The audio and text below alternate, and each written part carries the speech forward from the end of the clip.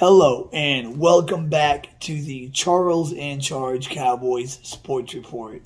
It is November 11th, Thursday night, and is the sky falling on this team? Randy Gregory, our best pass rusher on the defensive line by a mile, with Tank Lawrence out, calf strain. They put him on IR, so he will miss Atlanta, Kansas City, and the Raiders. 3 key games of our next 4-game stretch. The biggest, toughest 4-game stretch we'll have all year. Which could be a blessing in disguise, because I know Parsons has been playing lights out off-ball linebacker. They put the green dot on Curse's helmet. He's being quarterback of the defense, so Parsons can just play without thinking, and he's being a monster out there. But we've all wanted to see what he could do at a full-time edge rush position. Week 2 against the Chargers, we do not win that game if Parsons is not on our team, because week 2 we didn't have either end. Lawrence was out, and Randy Gregory had COVID that week. Micah Parsons, in that game against the Chargers, harassed Justin Herbert all game. He had, 8 pressures, 4 hurries, and the key play of the game, late in the game when the Chargers were trying to get into the end zone, he gets an 18-yard sack on Herbert. That makes him settle for a field goal to tie the game, to give the ball back to number 4's hands for the last drive of the game. And everybody keeps saying that they shouldn't have blown the play dead, that, the play was still alive. He threw the ball and didn't get back to the line of scrimmage, so it would have been an intentional grounding anyways, had they not blown or had they blown the whistle. Or had they not blown the whistle. Whatever. That argument that they keep saying that they shouldn't have blown the whistle, this and that. He threw the ball and it didn't get back to the line of scrimmage, so it would have been an intentional grounding. But instead, they blow the whistle and Parsons gets credited with the sack, which he should have been. And he's coming off a 2.5 sack game against that horrible loss against Denver. So hopefully he can show us what he can do in the next 3 weeks off the edge. I believe he could be the next DeMarcus Lawrence for this team, or Charles Haley. He could, with his athleticism, runs 4.3 40. I believe this man could be as good as Lawrence Taylor off the edge. That's saying a lot. It's too early to say that, but watch him play and we'll see. Now, Atlanta coming back to the crime of the scene. Last season, week 2, they were up 29-10 at half and had a comfortable lead in the fourth quarter with 5 minutes left, and we have that miracle comeback, the watermelon kick. Chris Gallup jumps on it. Y'all know the story. If y'all don't watch any kind of football. That watermelon kick is just spinning on the field, and all the Atlanta players are looking at it like it's a wow, that ball's doing something really neat, and just forgets about the play. Ball goes 10 yards. Chris Godwin jumps on it. Dak one pass to CeeDee Lamb, and field goal goes in, and comeback of the year. We were thinking that was going to be the game that turns the season around, but how wrong we were. 3 keys to victory against this Atlanta team. And this is really going to show our statistical fortitude the next 3 weeks without our 2 bookend pass rushers. Just wait till we get them back. But the next 3 games, we don't have them. It's really going to show our mettle, test our mettle. Now, 3 keys to win against Atlanta. Number 1, and the biggest one, is get up early on this team. Score first. I like to defer. We've only won 2 coin tosses so far this season. We've only deferred twice. Every other game, we've gotten the ball to start the game. That's good if you can score on the opening drive. If you get the ball to start the game, you want to score a touchdown on the opening drive. That will set the tone for the game. What sucks is if you get the ball first and you stall and you have to punt, because in my mind, then the other team basically gains a possession because they stopped you on the opening drive, they have the ball, and they get the ball to start the second half. So I don't know if I want to defer or get the ball first against Atlanta, because I don't want to kick it to Atlanta and then score on the first drive. I think I would rather get the ball first in this game and set the tone, because guess who's back, baby? Michael Gallup. We have finally had our 3 receivers play together. Now, Gallup played in the first quarter in the first game against Tampa Bay. Had a severe calf strain, has been out ever since. Cedric Wilson did good in his absence, but he is no Michael Gallup. Michael Gallup is a 1,000-yard receiver, and he can make them fantastic catches down the sideline, and he is our deep threat. So we got CeeDee Lamb is healthy now. The ankle that was bothering him last week, no longer. So we got Lamb, Gallup, and Cooper. And we're not going up against a secondary that's got Patrick Surtain, Kyle Fuller, Bradley Roby, Justin Simmons, and Kareem Jackson again. We're going up against a completely different defense that is not near as good. And get up on them early. Get the lead. 7 points, 10 points, whatever. Get them to where they got to pass the football. Therefore, Micah Parsons can do his work. Oh, man, that is so crucial. I believe who scores first is so crucial in this game. This is not a must-win game, but this is as close as you can get to a must-win game. Because most likely we're going to win the division unless the Giants or the Eagles wake up and become some really tough team. Because you saw the Giants beat the Raiders last week. The Raiders are not a pushover. Key 2. Micah Parsons needs to be a game wrecker. He's got to be all over Matt Ryan all game like he was Justin Herbert. Atlanta's right tackle is not very good. Their blindside tackle, pretty good, but their right tackle is not. Now, Parsons, will play left and right. He did pretty good against Rashawn Slater, who's a rookie tackle for the Chargers, but he did pretty good against him. But, I would prefer him to be blitzing from the left side, have Terrell Basham, Dorrance Armstrong on the right. Dorrance usually plays on the right anyway. Micah Parsons needs to be a consistent guy in Matt Ryan's face to disrupt that offense. That is key number 2. Key number 3. We need to start getting takeaways again. We started the season with an opportunistic defense. Game 1, we got 4 takeaways, and then we were getting about 2 a game after that. Last 2 games, we haven't gotten any. Against the Patriots, we got 1, and that was, unless you want to count the block punt, but we got that Trayvon pick 6 right before they lit up the 75-yard touchdown because DeMonte Casey decided to run himself out of the play. That was not Diggs' fault on that pass. I don't care what anybody says. That was Casey's fault. But we need to get takeaways.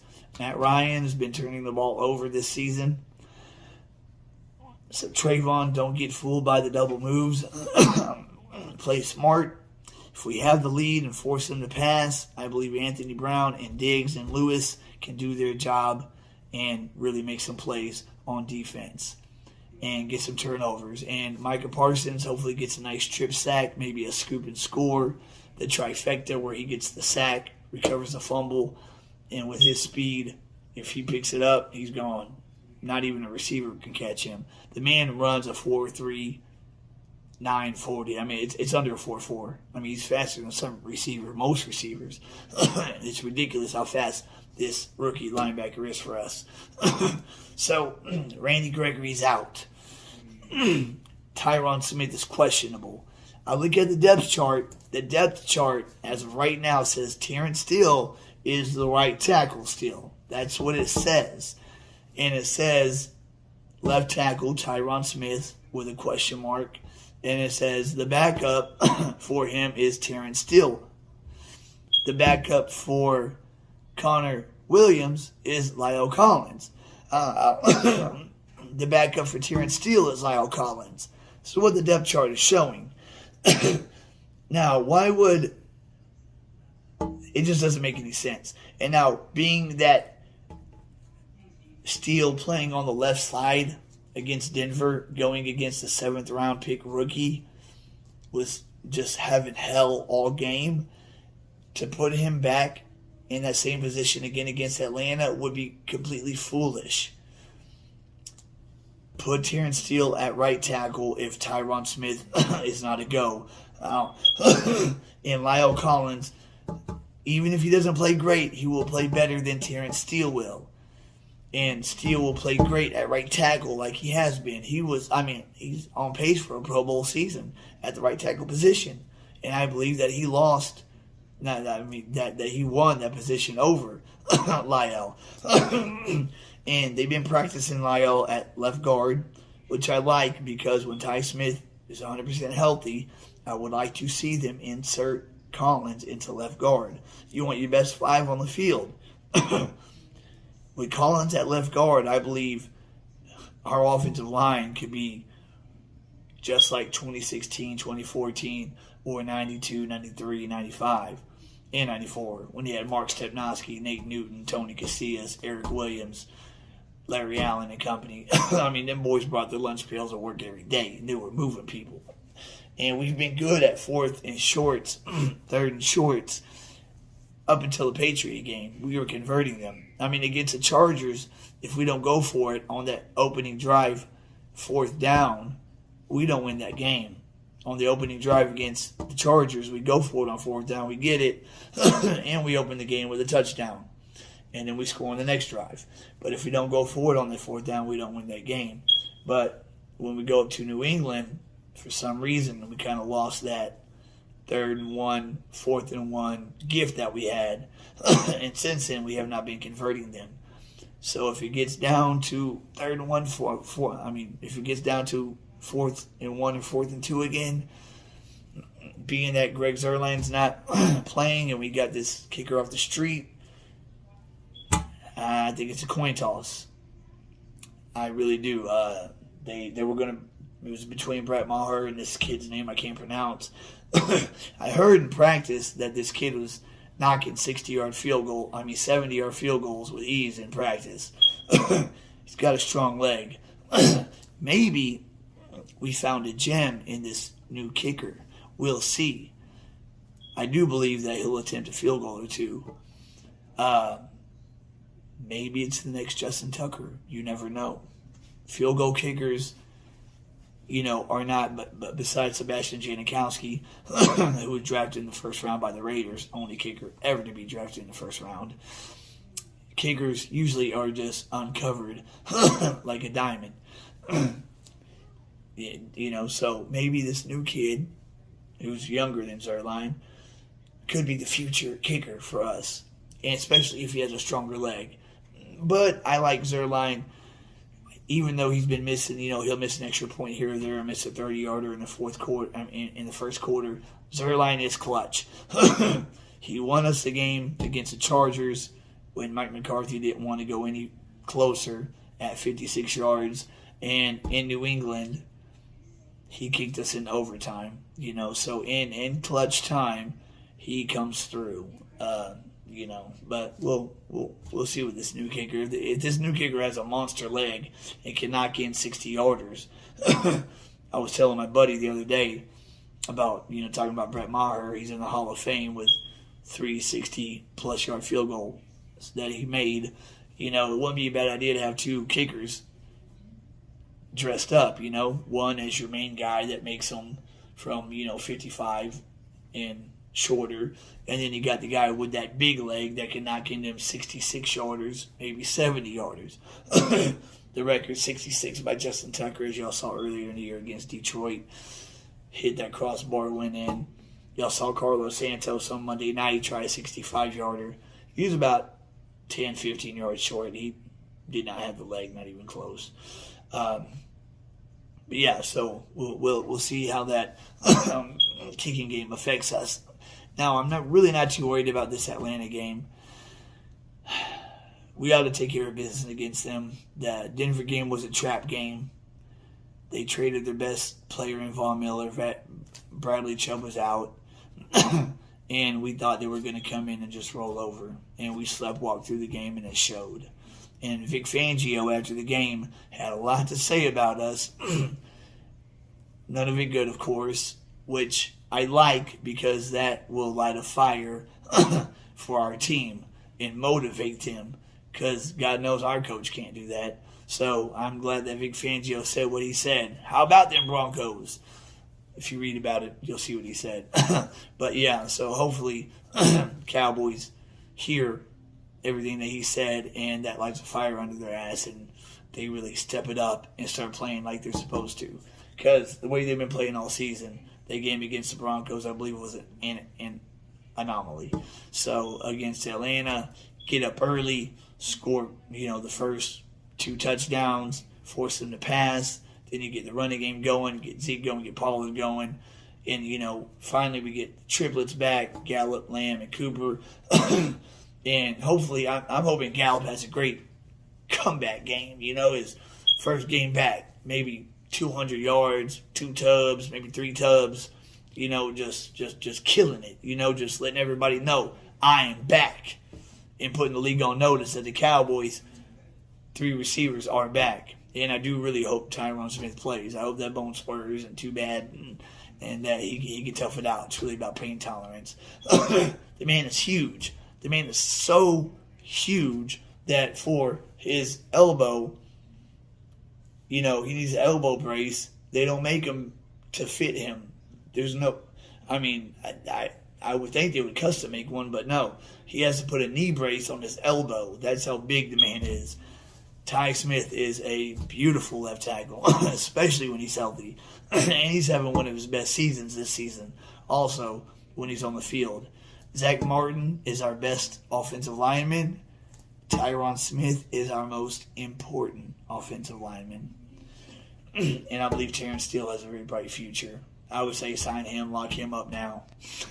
Lock him up for the next 4 or 5 years at a good price now, because he's going to become something. And in the offseason, I would say Randy Gregory better show us some love on the contract, because we've been very patient with him. He's had about 3 full seasons of suspensions if you add them all together. He better show us some love on a little 2-3 year deal and stay home. But y'all hear the Rams pick up OBJ. So they get Von Miller and they get Odell Beckham Jr. trying to buy a Super Bowl. The last 2 teams to do that, 2007 Patriots and the 94 49ers. Y'all remember that? Niners in 94 got all these guys just so they could beat us in the championship game. And they just signed primetime to a 1-year contract to be a mercenary against Michael Irvin. And it worked. He pretty much shut Michael down the whole game when he was on him. And the Patriots, they were close, but the underdog got him. But I hope Odell Beckham, I hope he tears that locker room up. I hope he divides them. Because Deshaun Jackson wanted out and got out because he wasn't getting the ball. I hope the same thing goes with Odell. I hope Cooper Kupp just keeps catching that football, and they give it to Robert Woods and Higbee, and Stafford just isn't finding OBJ, and he starts just making waves through the locker room, dividing it, and make that team implode. Wouldn't that be beautiful? I'm just glad he didn't go to Green Bay, because if you'd have went to the Packers, I'm sad to say, if you'd have went to the Packers, that's game over. Because you saw the Packers beat Arizona without Devontae Adams, without Alan Lazard, without Scantling, and their tight end went down in the second quarter. Without all those weapons, they still beat Arizona. Imagine if they had their weapons plus Odell. Oh, my Lord. And Aaron Rodgers, wouldn't put up with any kind of back talker. That's his team. He's basically the general manager now. But that's my take on the Atlanta Falcon game. Dan Quinn knows his team pretty well, so we've got the edge. Keanu Neal, KZ played for him last year. Dan Quinn coached him for a good while, took him to the Super Bowl. He knows Matt Ryan very well. He knows his tendencies. And now that he's our defensive coordinator, we ought to have the edge on that coaching aspect of it. And Kellen Moore should draw up a good game plan against his defense. His defense is, I think, ranked 28th, and their schedule in week 2 they lose to Philly 32-6, so they let up 36 points. Against the Bucks, they let up 48 in a loss. They beat the Giants 17-14. That's the Giants. Against Washington, they lose. Taylor Heineke puts up 34. If Taylor Heineke can put up 34 on this team, Dak Prescott better put up a 50-burger. And then the Jets and the Dolphins, they narrowly win those games 27-20 and 30-28, respectively. And they lose to the Panthers 13-19. And then out of nowhere, beat the Saints. I think the Saints just came off a big emotional win against Tampa Bay, left it all out on the field there, and really came out with nothing against Atlanta. Had that late rally, but then let Cordell Patterson get behind them, which I could not believe because they had the exact same scenario the week before against the GOAT and stopped them with an interception. And then Matt Ryan, same exact thing the next week. And on the very first play, he gets him in the field goal range. Shame they couldn't recover that fumble, though. The Saints recover that fumble, they win the game. They become first in the NFC South, and that makes us the 3rd seed as of right now. But as of right now, we're the 4th seed. We do not want to finish the 4th seed because whoever is seed number 4 is going to play either the Rams or the Cards in the first round. That's not who you want to play in the first round. So we're shooting for seed number 1. Number 2, 3 the worst. I'm hoping because Tampa Bay and the Cowboys have the easiest schedule out of the 5-team scrum. The Packers, Rams, and Cards have a tough schedule down the stretch. Tampa Bay only has 2 losable games left, I believe. That's Buffalo and the Saints. Tampa Bay's 2 losses are conference losses. The Cowboys, 2 losses, only 1 NFC, 1 is AFC. Same with the Packers, 1 NFC, 1 AFC. Same with the Rams, 1 NFC, 1 AFC. When the tiebreaker comes down, if it's a 3-way tie, say it's Tampa Bay, Dallas, and Green Bay at 14-3. 3-way tie in first place. It goes to whoever has the best conference record, just like in 2014 when the Cowboys, Packers, and Seahawks all finished 12-4. Even though we beat Seattle head-to-head, it didn't matter. It matters who had the best conference record. And so since the Bucs' 2 losses are NFC losses, if they get 1 more loss, and hopefully it's against the Saints, not the Bills, or maybe both. But, hopefully, if we don't get the number 1 seed just by having the best record overall and maybe having the tiebreaker over Arizona, I would say, hopefully it'd be a 3-way tie and we win it by most conference wins. We're still in the race for the number 1 seed big time. I just wish Tampa's schedule was a little bit harder. But that's it for right now. Don't worry about the Randy Gregory situation. He'll be back by the same time Tank will. When we play the Saints Thursday after Thanksgiving, DeMarcus Lawrence and Randy Gregory will come back together and we'll have a healthy defense when we play the Saints. We just got to get through the next 3 games without the both of them. We've been the whole season without Tank. We only missed 1 game with Gregory. Now we're going to miss 3, but this gives Micah Parsons a chance to show what he can do off the edge. Leighton Vander Esch and Keanu Neal ought to be able to hold down the linebacking position. They ought to be able to hold it down. LV's playing pretty good this year. And if he can get back to 2018 form, we'll be very well at linebacker. while Parsons is at edge.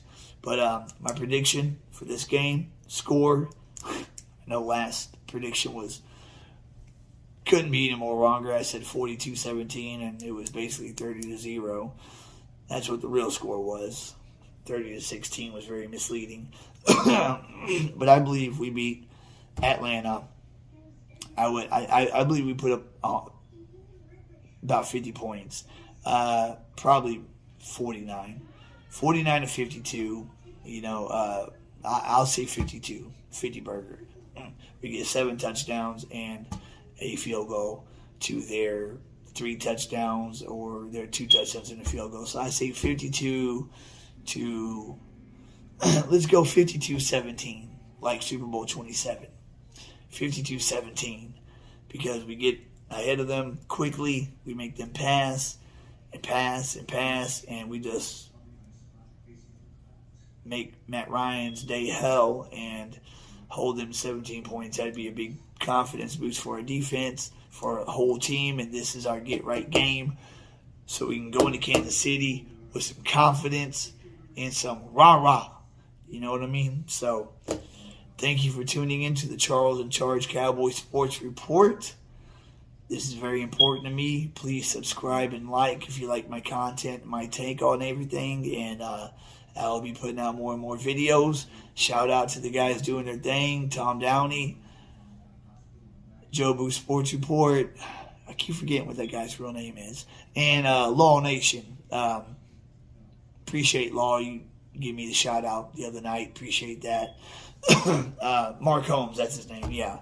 Shout out to Mark Holmes and his Jobu Sports Report. Y'all guys are doing y'all's thing. I'm in the game now, and in time, I will be as big as y'all, but bigger. Just watch. All right, guys, that's it for tonight, and I'll have another video out in a couple of days, but like and subscribe and comment if you'd like, and that's it. Charles is out.